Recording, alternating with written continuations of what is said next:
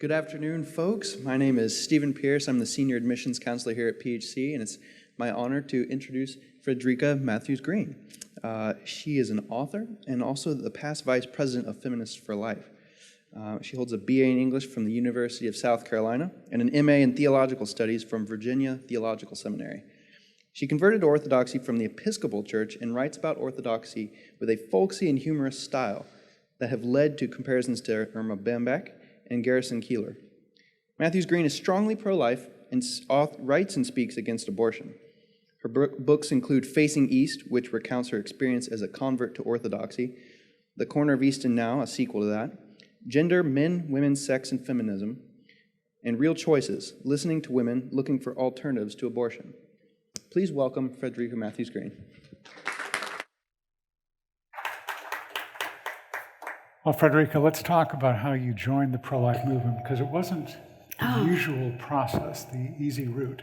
Tell us about that. Yes. And at the point that I joined the pro-life movement, joined an organization and then became a journalist. So there was a lot of unusual steps in there. When I was in college, I was very strongly in favor of abortion. I had a bumper sticker on my car that said, "Don't labor under a misconception, legalize abortion."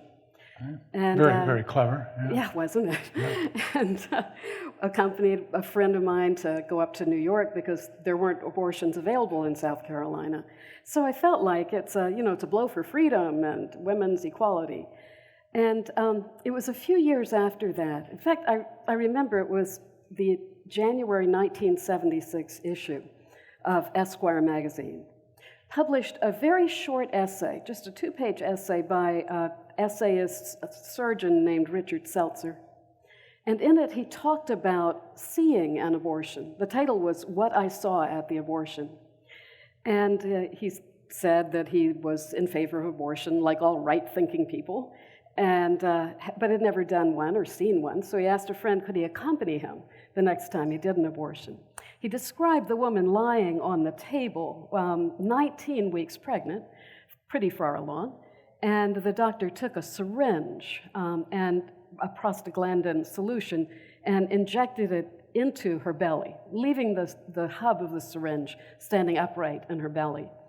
And Seltzer said, "I see something other than what I expected to here. It is the hub of the needle that has jerked back and forth. Once more it wobbles, it is tugged like a fishing line nibbled by a sunfish." And so he saw the hub of the syringe start to jerk back and forth, and he realized that the being in the womb, the glob of tissue, was fighting for its life.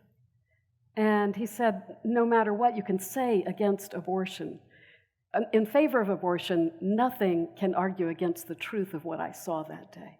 That the being in the womb, no matter what it doesn't have a memory, whatever it doesn't have, it does have a will to live. And it was that desperate fighting for its life as the jerking of the syringe gradually slowed down and stopped. And he realized with horror that the child was dead. He said nothing would ever be able to argue against the truth of what he saw that day. So this was very disturbing to me because, of course, in the early 70s, there were no sonograms. And I think we generally thought of the unborn as a blob of tissue, as this inert mass that comes to life at some point. And to realize that it was actually alive in there and struggling for life. It conflicted very deeply with my, general hippie convictions about being anti-violence, anti-war, anti-death penalty, I was vegetarian then. In every way, I had very strong feelings that we can have a just society without violence. You don't have to recourse to violence. And then I realized that somehow into the very center of my feminism, I had taken an act of violence, and I had put this act of violence up on a pedestal, and I was calling it liberation. But it wasn't. It is never freeing to women for them to kill their own children. So I went through a number of reversals of thinking and wrestling with it. But the thing was, I still thought of myself as a cool person, a hip person, and I wasn't about to hang out with pro-lifers. So I avoided all the pro-life movement. I didn't join any pro-life organizations or anything. And a couple of years later, I heard of a group called Feminists for Life. So that's what got my attention. And tell us about Feminists for Life. Feminists for Life had been founded in the very early 70s by two women who are members of NOW, the National Association of Women National Organization of Women. They lived in Ohio, and they wanted to be members of NOW, but they were pro-life, and they were thrown out of that chapter because of their pro-life convictions. So they founded Feminists for Life, which was designed to be an organization that is thoroughly feminist and thoroughly anti-abortion and thoroughly secular. So it was an unusual organization. You would also be unsurprised to learn it was a very small organization. There weren't a lot of us. I knew it was for me, though. That I had found my tribe. So a few years passed, and this is, again, it's all before the internet. There was a quarterly newsletter that was, I think, 12 pages long. It was a dinky little mimeographed newsletter. Anybody else in this room remember the sound of a mimeograph machine, right? Only old people. Oh, and there's a tear in it, and you got to get the purple nail polish, and cover it. See, this is like mysteries. This is like the Middle Ages. Cave of the, like the cave with the ancient drawings on it and all. But that was how we communicated in those days. There was a substance called paper. And it would have ink on it, and these little hieroglyphics that you could read. Wow. Anyway, so this very dinky newsletter was how I stayed in touch with Feminists for Life. And spring of 1989, they said, we need a new newsletter editor. So I thought, well, I can do that. And then I found out that it made me a vice president of the organization. Right. Moving on up. And then I found out that it was the first time the organization had ever had anybody on the board that lived near a major media center, because I lived in Northern Virginia, near DC. So right away, they wanted me to start getting my elbows out and get on TV and get in the newspapers and publicize Feminists for Life, which I was extremely reluctant to do. I was not at all sure I could hold my own in a conversation, much less a debate with pro-choice people. I didn't know that I could find my feet. I felt very intimidated. But they were very aggressive. And July 3rd, I think it was, 1989, the Supreme Court Webster decision came down. And the president of Feminists for Life phoned me from Kansas City and said, go down there and get on the steps of the Supreme Court and try to get on TV. So I went down, and I was so overwhelmed. I was seeing famous people. I was seeing people that I'd only seen on TV. And there were the big cameras and the satellites and the microphones, and it was funny. They had lined up like pro-life, pro-choice, pro-life, pro-choice, standing, waiting to get in front of the microphone where ABC News is filming. Anybody remember Crank? No, even that's before our time. So I don't think I ever sought out any What was the first interview you did? First interview I did, it was that same summer. I had gone to the National Right to Life Committee convention, and I was hanging out with the Feminists for Life booth. And it was a reporter from the New York Times. So the very first time I was ever interviewed, it was for the New York Times. And not long after that, I was on C-SPAN, and then one of the very early episodes of Primetime Live, one of the very first. They flew me to New York for that. And it was like, when I was in high school and in college, I really wanted to be a writer. But I didn't know how, I could write, but I didn't know how to get published. And all of a sudden, it was like I'd stepped on this first step of the escalator, and it went shooting up to the top. And people were asking me to write for them and to be on TV and be on the radio. And you wrote one of the most famous lines, I think, of the whole pro-life movement, which is, a woman wants an abortion. You can finish that? Yes. Yes, I wrote, a woman doesn't want an abortion like she wants an ice cream cone or a Porsche. She wants an abortion like an animal caught in a trap wants to gnaw off its own leg. And I've seen that gnaw off its own leg often quoted. And Yes. very apt. It is frequently quoted, and as a writer, you know, it's surprising the lines that will get repeated. You have no idea what people will pick up and repeat and repeat. I even saw it in pro-choice publications.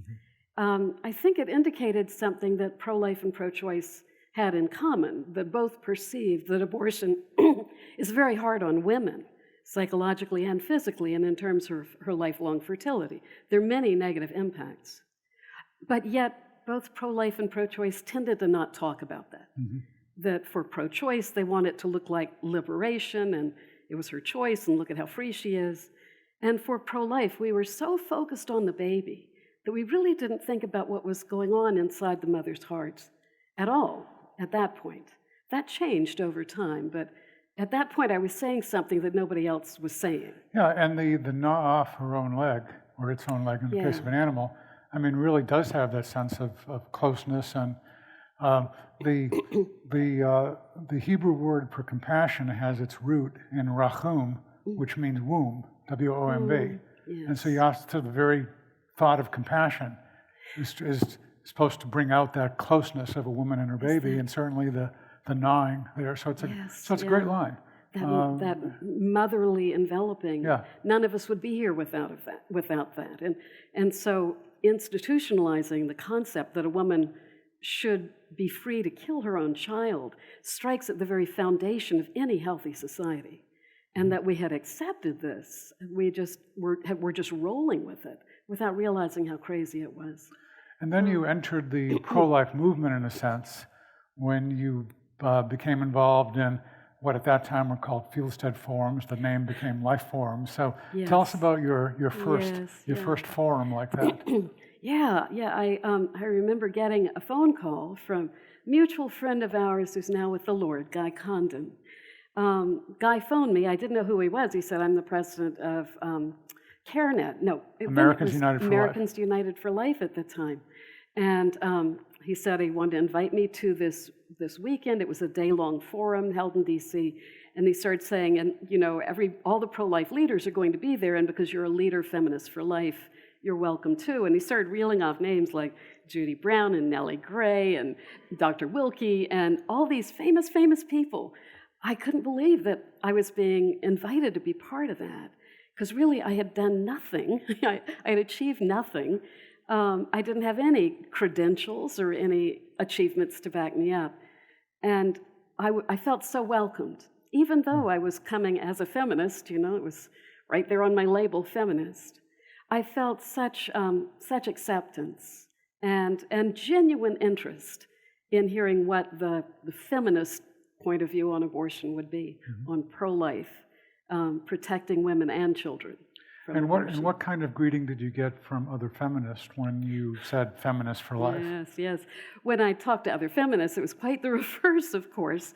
It had somehow become that was the litmus test issue. It wasn't that way in the late 60s. Not all feminists were pro-abortion at that time. And I tried hard to create friendships with pro-choice people. I managed to have a number of meetings with Naomi Wolf at one point, and tried to reach out to, I'm going to blank and not think of her name right now. But I did find that the suspicion ran very deep, and that I was not able to continue a friendship.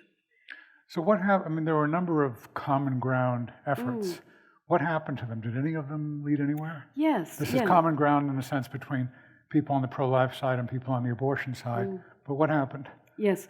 There is an organization in D.C. called Search for Common Ground, and they do things like bring together people who live in Northern Ireland and people in Ireland and get them to just talk. The idea was not to discover areas of compromise. It was expected that you would stand for your beliefs and not compromise at all. But it was meant to be a place where you could talk, where you could understand the thinking of the other side. So we were able to start a project to bring together pro-life and pro-choice people in dialogue. And it actually went pretty well. I guess we started in 93 or 94. And finally had to close our doors in 1999 because we were unable to get funding. I think that about 1999, the media focus swung away from the abortion issue and to the gay rights issue. And so as that dried up, as interest dried up, funding dried up. But we were able to have 2 national conferences. We had listening groups in maybe 15 major cities around the country.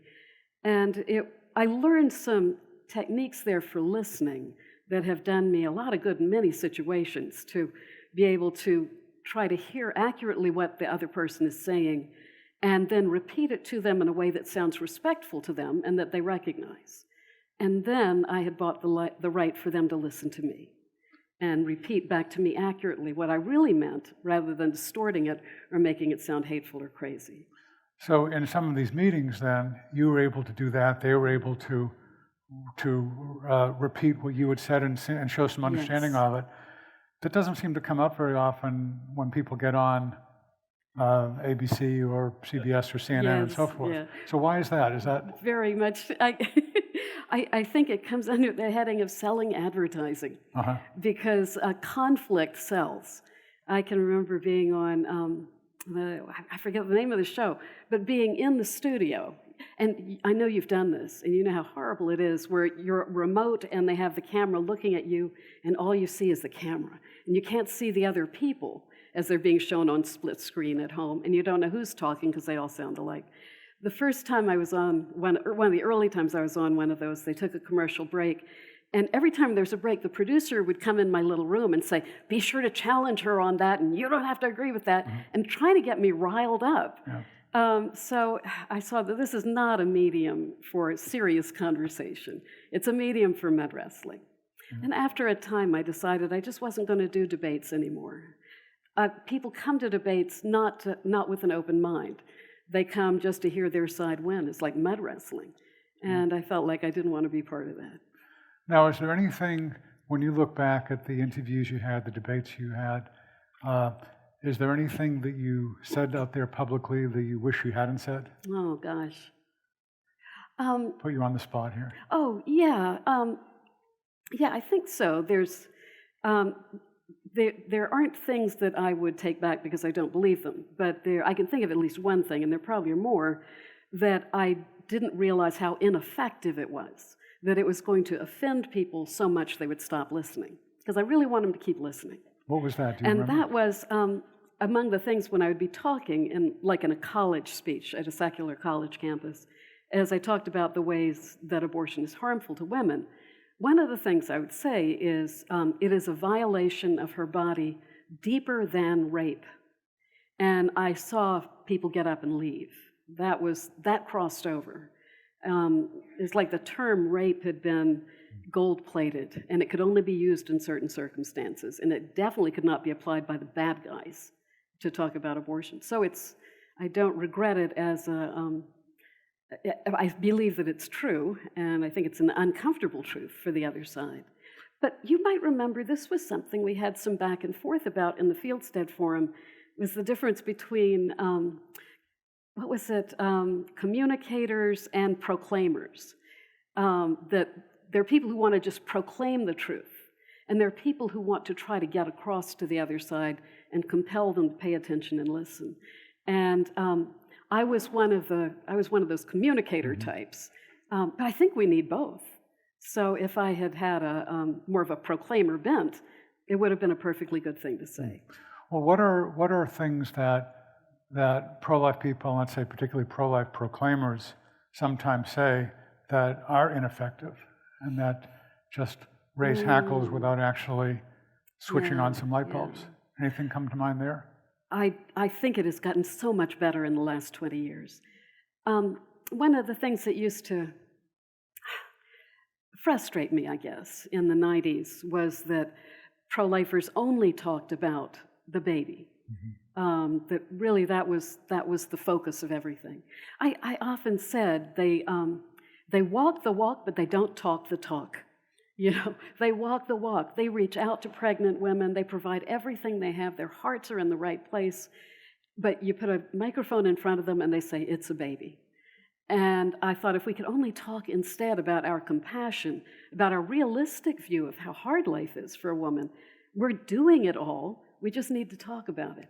So I think that was something that backfired in the sense that we kept saying it's the baby, and they kept saying it's the woman's right. And they could spin it so it looked like pro-lifers were against the woman. Like we were falling into this trap of speaking as if it's the woman against the baby and only one can win. Mm-hmm. And we should have never done that. We should have always said, love them both. So that was, I think, a mistake. But of course, that was the galvanizing thing. I could get up as a pro-life feminist and talk all day about how abortion is bad for women. But if it wasn't killing babies, I wouldn't have been as galvanized as I was about it. It's the fact that it kills babies. That's what makes people so committed to changing it. And in a way, it doesn't matter that the media focus has swung away from this cause for 20 years. It is still profoundly important to high majorities of Americans, and it becomes slightly more pro-life all the time. I read something you wrote about a month and a half ago. This time of year, I always get irritated by people who claim that we can't call ourselves pro-life unless we also support the list of their other causes. And then you say, here's why abortion deserves to be prioritized over all other issues. Yes. Maybe you can tell us why. Yes, I said why it has to be the most important issue is that first, which one was first? Okay. One, it is wrong to discriminate and worse to persecute, still worse to imprison. So wrong to persecute. I'll feed you other lines. You keep talking, I'll just lip sync. So you look at that spectrum. It's wrong to persecute, worse to imprison, worse to torture, worse to kill. Killing is the worst of it all, and it is bad. You could say if you're a very, very hardline pacifist, you'd say it's wrong to kill soldiers in wartime. You say, well, no, but it's wrong to kill civilians in wartime. Well, it's worse to kill women and children. It's worse to kill children. So that's 2 out of 2. It's killing and it's children. And then what was the third one? Well, when I write a column, by the way, I pretty much forget it right away. And so, here you said, that's 2 of them, that's right. You say here, in 2011, there were 908 child fatalities from car accidents, and then you go on to list other figures. Yes. And probably you know you have the figures there, and I don't. But it's 1,620 child fatalities from abuse and neglect, 1,058,000 child fatalities from abortion. Yes. And then you go on to... So it's also, the numbers are so huge. That's what makes any social or justice or moral issue so significant, is that it's so huge. It's something that we can't overlook because the numbers are so big. On the other hand, the only thing you can do is overlook it. You have to just pretend you don't know. You have to keep shoving it down because it is children, it is killing, and it is 1.5 million a year. Yeah. You mentioned citing the Roe v. Wade decision of Justice Blackmun, writing that if the fetus is a person, the right to abortion collapses. Mm-hmm.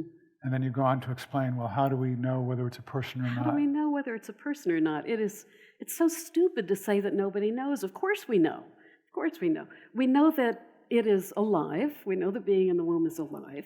If it wasn't alive, then she would have a miscarriage, or she might need medical help to have a miscarriage. Nobody's opposed to that. If it is, it's the fact that it's alive that makes it a problem for her. It is human. It is composed 100% of human cells. It's not a watermelon. It's not a light bulb. It's a human being. It's a human. It's alive. And lastly, it is a unique person. At the moment that the sperm dissolves in the egg, there's a brand new DNA that has never existed in the world before.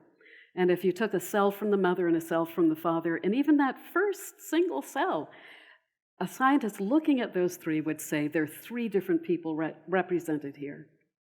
So we know that it is a living, unique human being. And you have to talk yourself in circles not to know that. You have to prioritize something else so highly that it makes it worth it to pretend you don't know that.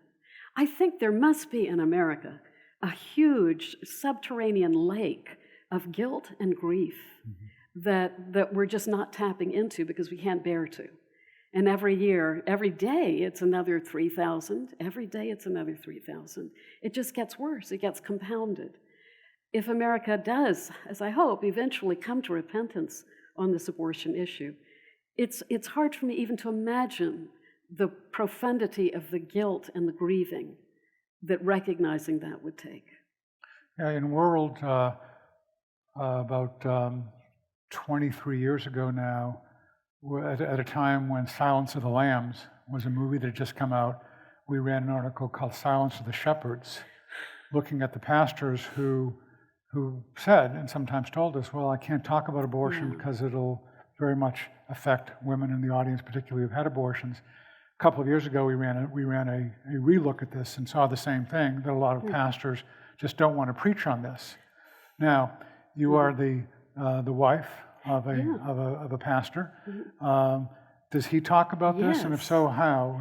Yes, he does. He preaches about it using many of the terms and arguments that I use. He's very clear about it. And Dr. Jack Wilkie had a great comeback for that objection. Obviously, it is a pastor's first thought.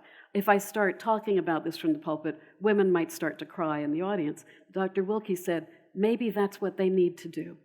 If they just hold it all knotted up inside, they won't heal.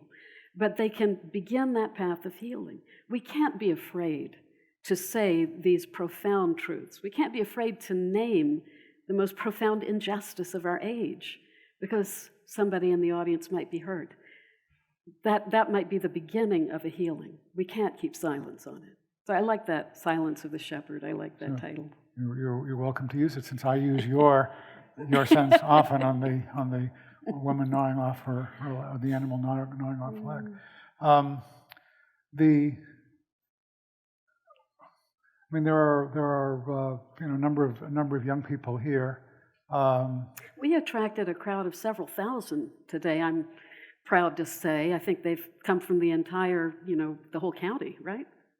Okay. Then I will certainly assent to that. I'm saying, actually, because of rescheduling, we're a little thin here. We're gonna just, when this runs, we're gonna line in some more applause. We'll get some laughter. The few, the proud, the Marines here. There you go. But this morning, some of you who are ardent readers of the Washington Post may have seen its headline this morning in the Metro section. This is the headline: "Black teens are reported missing, and far too few people notice," end quote. And I thought for a moment, just a brief moment, it flitted through my brain that perhaps the Washington Post had just become pro-life, because 19 million African American babies are now missing since 1973, and it's not often reported about. The Post article was actually, and this is accurate and right to be concerned about this, that 21 people reported missing in the District of Columbia in January are still missing. And 10 of them are teenage girls, including 5 black girls, close in physical description age, 14, 15, 16 years old. And so the concern is that they're being forced into prostitution. So this is a real terrible concern, but also terrible, the gruesome statistics that the Washington Post ignores. So in your experience with reporters, whether from the Post or the New York Times or others, why do they see accurately one tragic story, but then they ignore the tragic story, also a tragic story, but in a sense a million times more? How do they deal with it? Yes, I was very idealistic, I think, when I started this. I thought people would listen to rational argument. And over time, I became convinced that the thing that motivates people, and journalists the most, is actually peer pressure. It's actually, you need to believe the same things that the important people in your venue believe. You need to believe the things that the leaders of your social circle believe. And it was as if my pro-life arguments were wrong even before I opened my mouth, because they needed me to be wrong, because they were shoring up their defense there. They were shoring up their sense of identity. We keep telling 7th graders and 8th graders, watch out for peer pressure. We don't say it to grown-ups. Grown-ups need to be reminded that they may be closing their eyes to facts and to truth. In this case, they certainly are. I really think it does go back to that wanting to fit in. You pay a terrible price for becoming pro-life. And I think there aren't very many people who are willing to take on the rejection and the fall in social status. And perhaps it really is only Christians who would be willing to do that, who would be willing to know that they are not their own, they're bought with a price, and that they have to stand up for unborn children, even if it costs them. There aren't a lot of people who are willing to do that. I think the average person wants to just forget the abortion issue entirely. And of course, that's what pro-choicers encourage them to do. It's the woman's choice. Don't think about it. Just don't think about it. And they were, wow, that's great. I didn't want to think about it. I saw this as I did, not just interviews, but as I did debates on college campuses, that I would talk about everything that was wrong with abortion, why abortion is a bad thing, especially for women, obviously. And then my opponent would say why I was a bad person. It was always a, so they couldn't really debate on the substance of the issue, so they wanted to do ad hominem. Didn't ad hominem on me. And I think the most discouraging thing was I could see the audience relax and look so grateful, because the things I was saying were disturbing. They didn't have arguments against the kinds of facts that I was bringing. It made a lot of sense. And they were so grateful to the opponent for giving them permission to ignore me. Abortion is a miserable thing to think about. People don't want to think about it. The pro-choice argument gives them permission not to think about it and to believe that no matter what pro-lifers say, it doesn't matter because they're bad people. So when my wife and I train journalists, young journalists, we talk a lot about the ladder of abstraction and the importance of staying low on the ladder. I mean, in this debate here, people on the other side like to talk about pro-choice, which is a hugely abstract question. They don't want to talk about the actual reality of a baby. That's right. So, as you're saying, I mean, either number one, they'll go high on the ladder of abstraction and just talk about pro-choice in a theoretical way, or number two, they'll attack the person. Just fall down to the... So, did you ever have success in trying to actually get them to face up to the reality of it? No, I can't say I ever did, except in our common ground groups. Right. And then you have to think, well, what kind of a pro-choice person goes to a common ground group? They're probably already a little ambivalent. And I did see people who thought they were pro-choice realize that they actually were not blanket pro-choice. They had a lot of concerns. They were ambivalent. This is a little off topic, but one of the things that often surprised me was that pro-choice people expected that pro-lifers hated them. They expected that we despised them, we had contempt for them. And more than once, I saw a pro-choice person break down in tears in realizing that a pro-life person, just as a Christian, was ready to love them and accept them. It was the last thing they expected. I guess they were projecting from us the contempt they felt for us, and just behaving as natural people who want to listen to somebody you disagree with was overwhelming to them, to see that kind of acceptance, that we were able to love them, even though we disagreed with them. Now, at one time, a few years ago, people on the pro-choice side were starting to say, well, yes, we recognize this creature in the womb is a human being. We realize this is a tragedy, but sometimes you have to make a tragic choice like that. I've seen, my impression is in the past couple of years that some of the leaders have backed away even from saying that. What are you seeing if you look in terms of the debate now? That argument that let's just go ahead and admit it's a baby, but women have the right to make these decisions. It's a life and death decision. Men get to make life and death decisions. Why shouldn't women? I can understand why some pro-choice people would want to come out and just say that, that it seems so direct. But this has come up over and over the last 30 years, and the public doesn't like it. It's disturbing to them. They never accept it. And so it always kind of crawls back in the cave for a few years until somebody else says it. It's not a winner of an argument for them, though. It's too disturbing. So they have to really deny it. They have to deny it, yeah. Okay. Yeah. Okay, now, I believe you have an autistic grandson? Yes. Yeah. So tell us about him and tell us about loving him. Oh, yeah, this is something that Christians are so strong on, is loving those who aren't perfect, but are perfect as the way that God made them. My autistic grandson is now 13 years old, and life hasn't always been easy for him.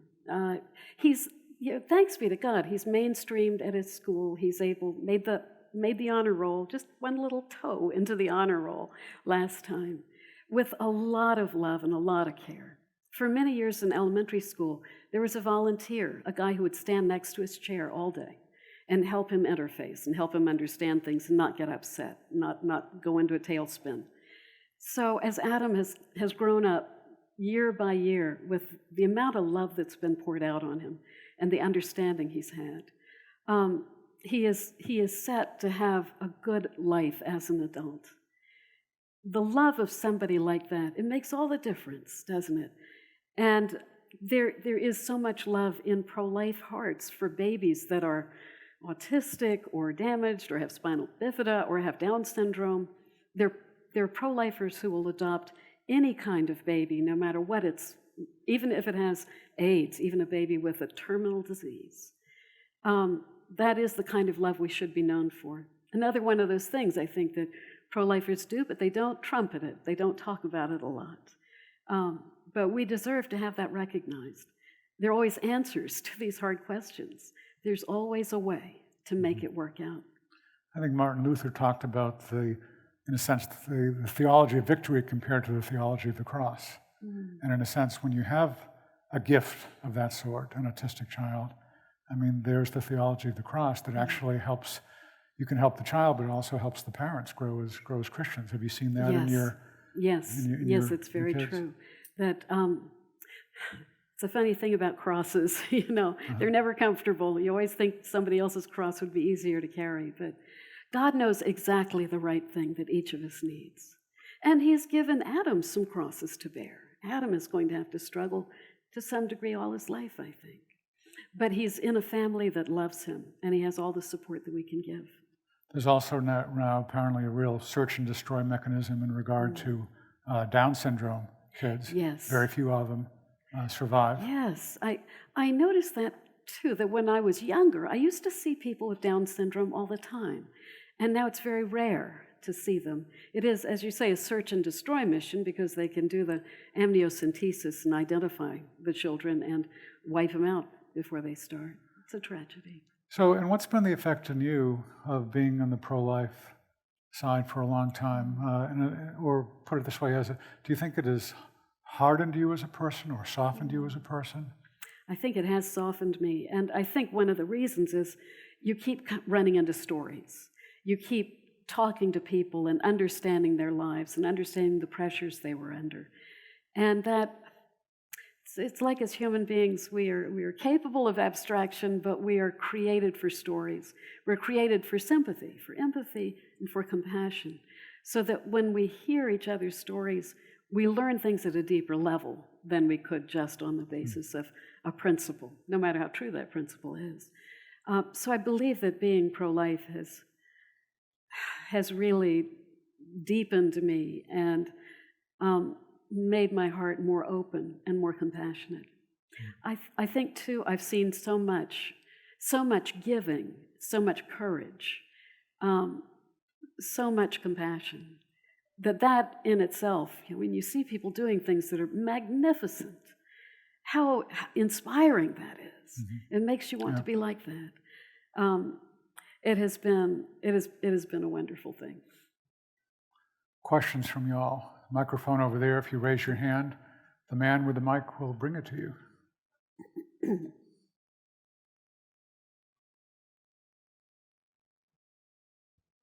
So in the past couple of years, you've seen a lot of women wanting to be proud of their abortion, tweet your abortion or shout it out. What do you think about that, and what do you think is going on there?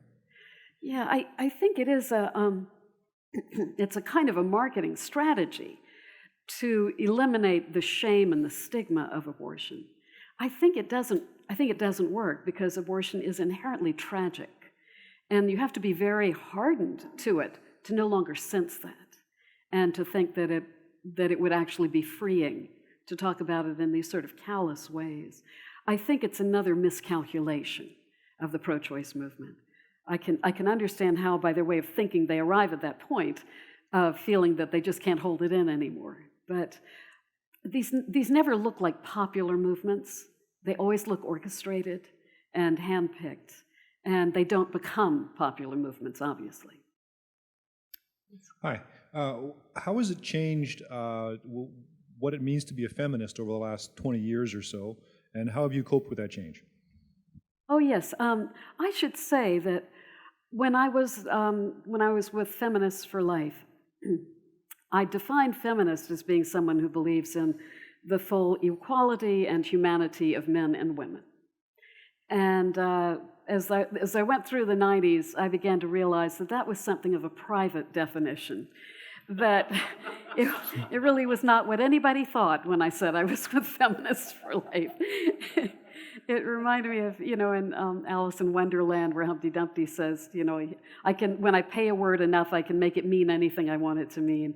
So I was kind of making the word feminist mean things, and then I have to pay it extra at the end of the day.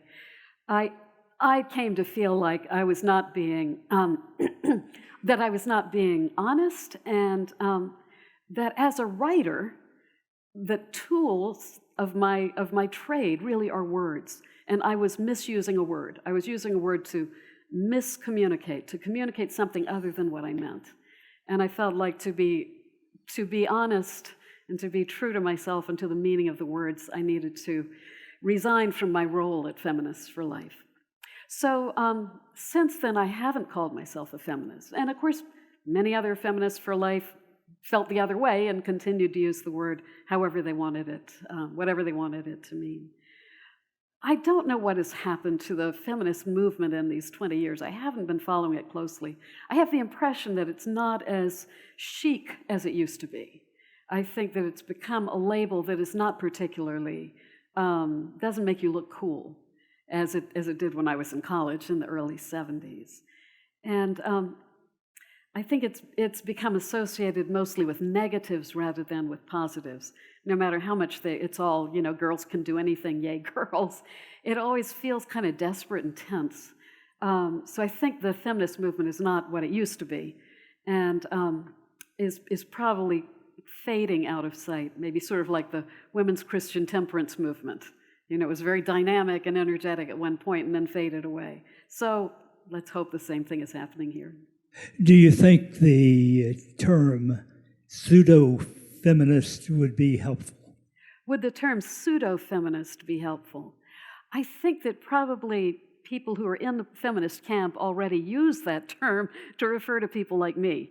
And so I think they find it very useful. I don't think that we on our side could use it effectively, though. Yes? Hi, thank you so much for being here this afternoon.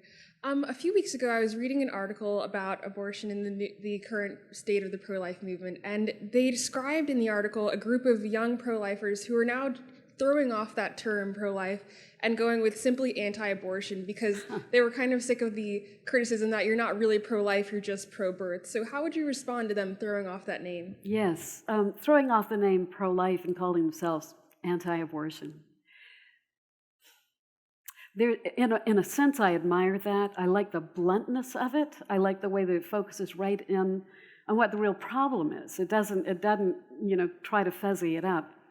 And I think that we need to attack on all fronts at once. And I like that young people are doing that. And I like that older people are still using pro-life as a term. Just attack from every direction you can think of. I do admire just calling yourself anti-abortion, though. That definitely has an appeal. Mike's coming your way. There we go. Yeah. So in your bio, it said that you were a convert from Episcopalianism to Orthodoxy. Could you give us a nutshell of that? Yeah, I'll just do a really short one. My husband and I went to the Episcopal Seminary in Alexandria back in the 70s. And he was ordained an Episcopal priest. He was a priest for 15 years. And in the late 80s, actually, we began to be concerned about some of the changes in the Episcopal Church, which are certainly well known. And as we looked around at other churches, we felt like we wanted to go into a church where the faith was not going to change, where it really would be dependable. And we ended up becoming Eastern Orthodox, founded a little church just south of Baltimore. It's all these years later, almost 30 years, it looks like that has continued to shake out the way it promised to then, that denominations are, instead of seeing, the deep divide between denominations, now they're usually within denominations, between the liberals or progressives and the conservatives or traditionalists inside each denomination. And it looks to me as if the mainstream and the more liberal progressive wings of Christianity get smaller and weaker and smaller and weaker and older and older and older, and they are just not reproducing themselves. Whereas the younger, stronger churches are the ones that are upholding a more traditional, more conservative, more historic faith. It is putting us together, Orthodox with Protestants, with Catholics, all of us together for the things that we share and the things that we believe in common. I do think that the times that are coming are going to be difficult. I think we'll be facing challenges, and we're going to need each other and need to be able to put some very significant and important theological differences. If we're going to talk about it, I'll stand up for what I believe. But first of all, we've got to come together and support each other. I'll give you an example. I was in Kansas City about a week ago, and speaking about this, and a guy in the audience said, well, you keep saying that, there's hostility to Christians. I don't think there is. I don't think there's any hostility. And so we back and forth, and I said, what about somebody who loses her entire business as a florist or a baker because she wouldn't do a gay marriage? And he said, oh, well, she wasn't behaving as a Christian. As if that was the answer, as if his idea of what a Christian has to do is the thing that means whether or not you deserve to be sued and bankrupted. So I think hard times are coming. We need to study the scriptures, cling to each other, love each other, and be prepared at all times to give a good defense of the faith that is in you. I'm doing just now a quick count of the audience, and surprisingly to me at least, it's about 50-50, male and female. Oh, yeah. So for the guys here, crisis pregnancy centers tend to have mainly women as clients, even though in these days there's the possibility of men becoming pregnant and so forth. But for the guys here, what should they be doing in terms of what should they be doing? What can they be doing? What's needed from them in the pro-life movement? Yes.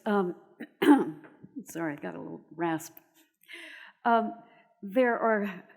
There's certainly some things that men can do in terms of crisis pregnancy centers, like if it's in the inner city, if it's open after dark, it's helpful just to have a guy to sit in the waiting room, just to be a male presence there, so that women are coming in, they feel safe and protected. Among the many things that pro-lifers can do to help women, that big circle could include anything. Perhaps men can do home repairs or car repairs or help with job training. There's certainly many ways that men can be involved, and if you would like to help, a guy who would like to help at a pregnancy care center, just look up the closest one and say, what can a guy like me do? But outside of that, the most important thing for men to do is to care for their women, to take care of them, to love them, to be faithful to them, to stand beside them, provide for them, and protect them from the chaos and decay of this culture we live in. It's an ugly world out there. It's getting uglier by the minute. So to be faithful, to be loving, to be pure, for God's sake, turn off the porn that's just destroying families. You talk about what pastors see and what pastors have to deal with. So often feminists were irritated with men because it seemed like they were always the famous ones up on stage. But I think so often what men do for women goes unseen, that men take it upon themselves to protect women, even if it's a woman they're not related to. Men are caring, they provide, they take seriously that covering quality to provide for women and to care for them and protect them. that is not something that men get a lot of awards for, a lot of recognition for. But it is the most important thing they can do. There are things you can do to help the community, but the most important thing is to have a strong marriage and a strong family. And I wish I could give each of them a bouquet of flowers on Father's Day to thank them for that work, that unrecognized work. Other questions? Have the microphone. Maybe, Frederica, if you could go back one step from the question before, and my impression from the earlier things you said, your first involvement in Feminists for Life, you were not a believer. And that was part of, the totally secular. That was one of the three pillars. And then it's become pretty obvious that you, at some point, became one. And you just said the Episcopal episode in or chapter in your life. But if you could go before even that, and how did that, from unbeliever, if that's indeed what you were back then, to how did that happen? I love to tell this story, though it's not about the pro-life, but It's a good question. Good, yeah, go. yeah, I rejected Christian faith in my teens, and then rapidly became very hostile to Christianity, and went through high school and college, experimenting with transcendental meditation and different kinds of Buddhism and things like that, just jumping all around. And by the time I was in college, I was deliberately trying to undermine the faith of Christians. I loved to get in debates with Jesus freaks at that time and try to say, every religion in the world has a dying and rising God. There's nothing unusual about Christianity. I was always trying to shake them up. So about a week after I graduated, I got married out in the woods, flowers in my hair. I read a Hindu prayer. My husband and I read a Leonard Cohen poem, God is Alive, Magic is Afoot. All the right moves. All the right moves. I go team. Man, those were the days, right? But then, a week after that, we went to Europe, and we spent that whole summer just hitchhiking around and went all over Europe. And June the 20th, 1974, we arrived in Dublin. We found a cheap hotel. We put down our backpacks and went out to see if there were any museums or anything else still open. And we found there was a church that was open. There wasn't a service going on. It was like just for tourists. So we went inside, and we were walking around, and I kind of peeled off and went back. Behind the main altar, there was a side altar with a statue of Jesus, and it showed his heart. It showed his heart with thorns wrapped around it and flames coming out of the top. It's the image that Catholics call the Sacred Heart of Jesus. So I was standing there looking at it as if it was a statue in a museum, just kind of evaluating it artistically. And then I realized that I had fallen to my knees, and I could hear a voice talking to me. It wasn't something I heard with my ears. It was like there was a radio in my heart, and I never knew it was there. And at this moment, it snapped on, and the voice said, I am your life. It said, you think that your life is your name and your personality and your history, but that is not your life. I am your life. And my religious thinking was that God is the life force, the fact that you're alive. So, and then it said, you think that your life is the fact that you are alive, and that your heart beats and your breath goes in and out. But even that is not your life. I am your life. I am the foundation of everything else in your life. So I stood up. I was feeling really shaky. I felt really scared. I didn't know what had happened to me. And I couldn't talk about it. I didn't even tell Gary for a whole week. And about a week later, we were by now in southeast Ireland and hitchhiking, and I kind of stammered it all out. I said, when we were in Dublin, you remember that church? And, and I told him the whole story. And he said, it'll pass. Men, right? And his story, of course, he was not a Christian either, but before I graduated, that last semester, he had been assigned in a philosophy class to choose one of the Gospels and read it. And he read Mark because it was the shortest. And as he was reading it, he kept saying, there's something about Jesus. It was like he was getting stirred up, and he was becoming very interested in Jesus, but as a historical figure, great teacher. Because I was pounding from the other direction. You're not going to turn into a Jesus freak, are you? I was very upset that my husband was talking about Jesus, my soon-to-be husband. So it was like God had brought him a little bit in front. And then I went past him. And then finally, it was maybe 6 months later that a friend of ours said, did you guys ever take Jesus as your savior? Or did you give yourselves to Jesus? Or did you ever make a statement that, and we said, we're not Baptists. And he said, well, even if you're not Baptists, other people can do this too. So we knelt down and he prayed. He helped us to go through a prayer. And, we were just snapped together.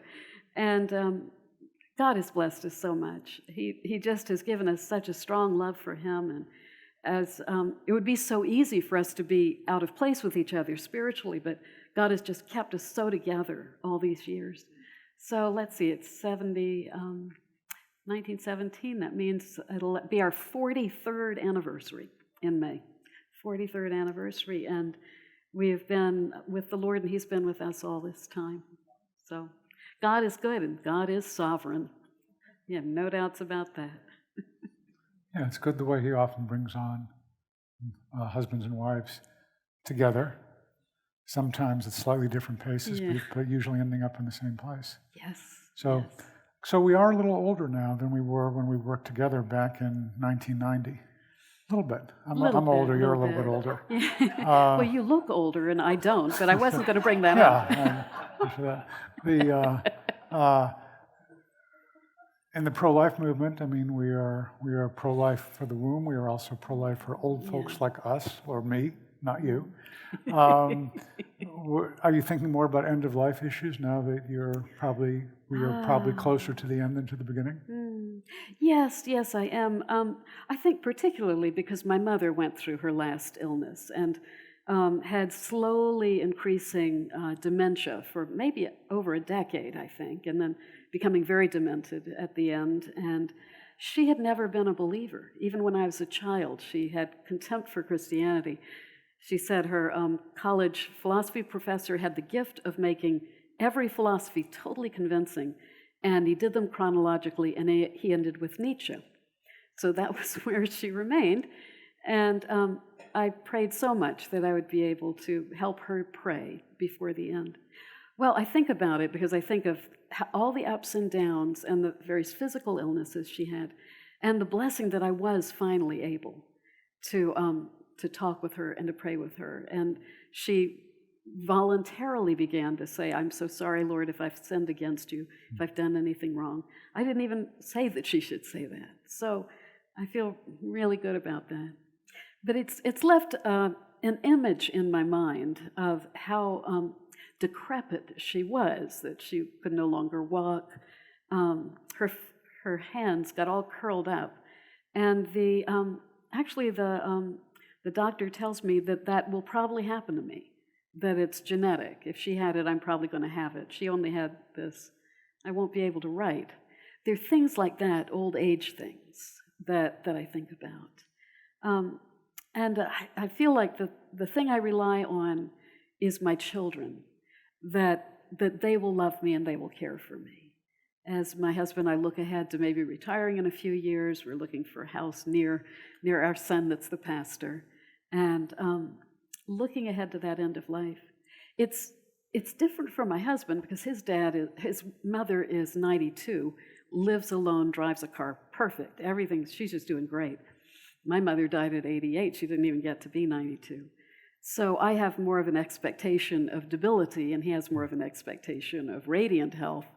We'll see what the Lord does with us. But yes, we're both thinking ahead to the end of life. And I remember one cartoon a few years ago of an old woman in a hospital bed. Her son is about to pull the plug, and she says, I know I should have. I knew I should have aborted you like all the others. Yes. So, Yes. Yeah. Pretty anyway. bleak. Yeah. Are there any other questions here? Comments, thoughts? Go ahead.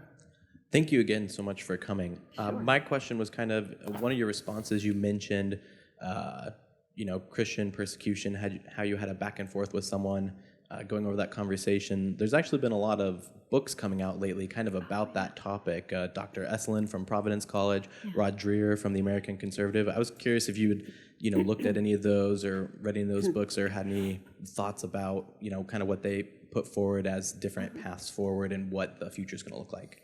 Yes, good question. In fact, Rod Dreher's book, The Benedict Option, was released just yesterday. And Rod's an old friend of mine, and we've been emailing about the Benedict option for at least 10 years or a dozen years. So it's a subject I've heard him reflect on for a very long time now. And I think the misunderstanding, the thing that reviewers keep getting wrong, is they hear it as if he's saying we must flee to the hills and withdraw. People can look at his life. He has not flown to the hills. He's involved in national media all the time. He's not retreating by any means. But he's concerned about the way that Christianity has become so thin and weak, even among Christians, that so many young people have no idea of the theology of their faith. They subscribe to moralistic therapeutic deism, that phrase meaning basically you think God just wants you to be happy and everybody be nice and everybody goes to heaven and there's no such thing as sin because God understands. Perhaps in the 60s or 70s, the church began to think, we want to attract people to church, so we should make it attractive. But what happens 40 years later, 50 years later, is that the Christianity is a mile wide and a half-inch deep. And we are not really able to stand. We don't have the strength to withstand if there is persecution. So what Rod is saying is not that we need to, get into bunkers, but that we need to take accounts within ourselves and see if we are we reading the scriptures every day? Are we making time for prayer every day? I always say, you tithe your money, tithe your time. Try to spend that hour and a half in prayer every day. 2.5 hours in prayer every day. You can do part of it while you're sleeping, though. I'm not going to be hardline about that. That's a sobering but true note in which to conclude. One announcement: the snow has changed a number of plans. Everyone else from now on, including 2 interviews tomorrow, 2 on Friday, 2 on Saturday, 2 on Monday, 2 on Tuesday, should go on. Couple of those have been rescheduled. Trevin Wax was supposed to be here yesterday afternoon, coming from Nashville. The snow did not make that possible, but he will be here at 1 o'clock on Saturday. In fact, at 11 a.m. on Saturday, we have an interview with a CIA fellow who's also a very fine novelist, and we'll do that from 11 to 12, and then Trevin Wax from 1 to 2. So I hope some of you can come for a doubleheader then. And then George Grant, who was supposed to be here this afternoon, also is flying up from Nashville. He was supposed to be coming in yesterday. That plane was canceled. So he will be here a week from Tuesday, late afternoon.